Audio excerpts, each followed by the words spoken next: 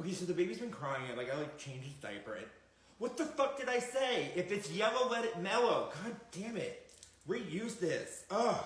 My husband had to pay like $1,500 to get hunting equipment just so he can kill Bambi's mom.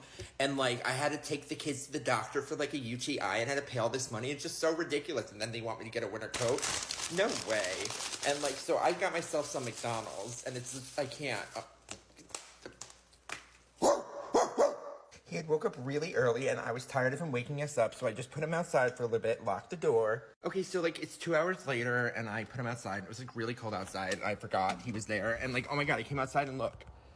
He became fucking ice cubes. But don't worry, don't worry. I collected the ice cubes from the ground, put it on the stove and put it on simmer for about like 5 minutes. And boom, there he is, so you can't cancel me now. No, get the fuck back. We like dropped something behind the couch and like I had this crazy good idea to just drop my baby down there and he can get it for me. Go find the shit. Oh my God, you guys, like I kid you not, I just went to go look under here and there's like a rolled up dirty diaper down here. And oh my God, I haven't fed him corn in a month. This has been here forever. He's staring at me. Are you hungry? Here, have a little piece of gristle. You can have the sweet and sour sauce. Hold on, let me just use some of it first. There you go, just lick the sides. It'll be good. It'll be good. So, I'm back to bring you guys a bit of an update on Nurse Hannah, or 17 Diapers Mom. Gotcha, Hannah. And I did find your home address, and I'm going to report you to CPS, because that shit don't fly with me. Hi, Hannah. I know you don't know me. My name's Anthony. Now, during the day, I typically do remodel and repair on houses, but on the side and for fun, I like to find people that like to fuck around and find out. And guess whose turn it was tonight?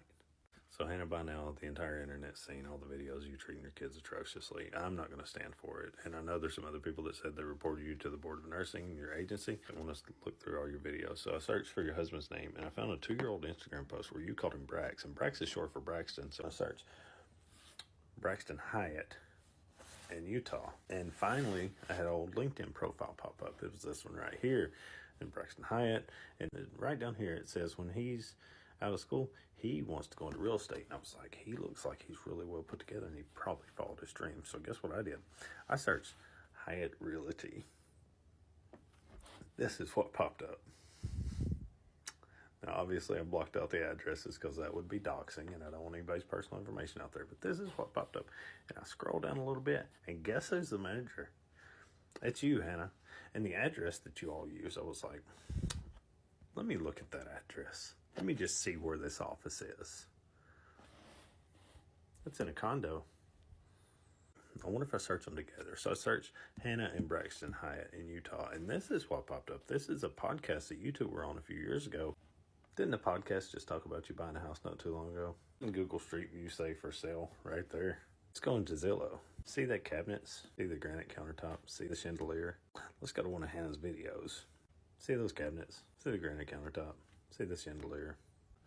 CPS will come knocking, and I will be getting your information over to the state nursing board because it goes against their ethics policy for you to treat anyone that way. Now, Hannah, you have the day you deserve. Hannah's situation reflects a growing scrutiny of family vloggers, particularly those linked to the Mormon community, as she faces backlash similar to that experienced by Ruby Frank. Despite her attempts to shift platforms and downplay the criticisms, the overwhelming negative response from her audience has sparked serious concerns about her children's welfare, prompting some viewers to involve Child Protective Services. Good morning. I have an update on the Hannah case. For those of you that did ask, yes, I called CPS. I stand on business every time, so when I say I'm going to do something, I do it. And the reason I'm fighting so hard for this is if someone had fought harder, we wouldn't know who Ruby Frank is. Called CPS, spoke to the lady. The tone of her voice said she's tired of getting calls about Hannah, and all she would tell me is she can neither confirm nor deny that a case is or isn't open. All right, so I got the HR runaround. Being and dealing with HR, being in HR for a few years, I know the terminology, so I didn't stop there. I called the National Children's Alliance, which is a national hotline for children that need advocacy. Also called CASA, is Court-Appointed Special Attorneys for Children there in Utah. I gave them all the information that I had.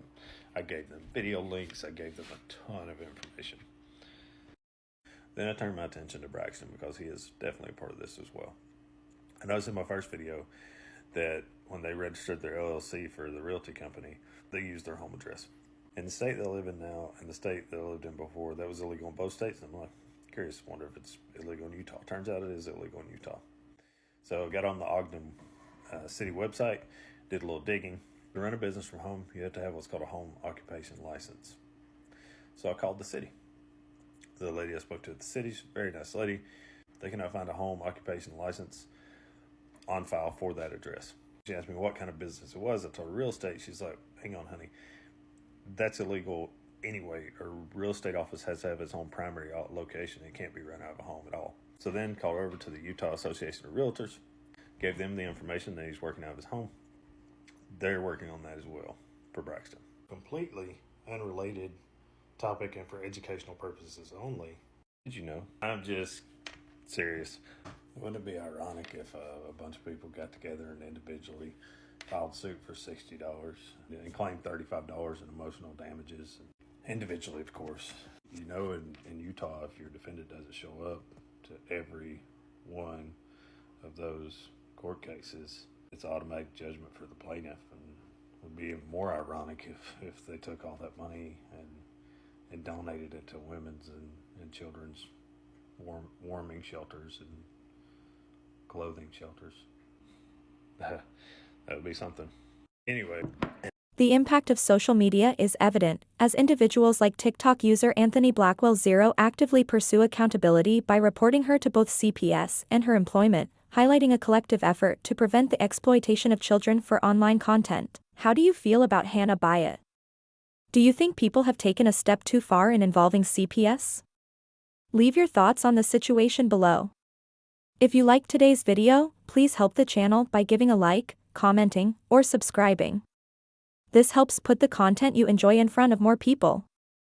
Thanks for watching. Until next time.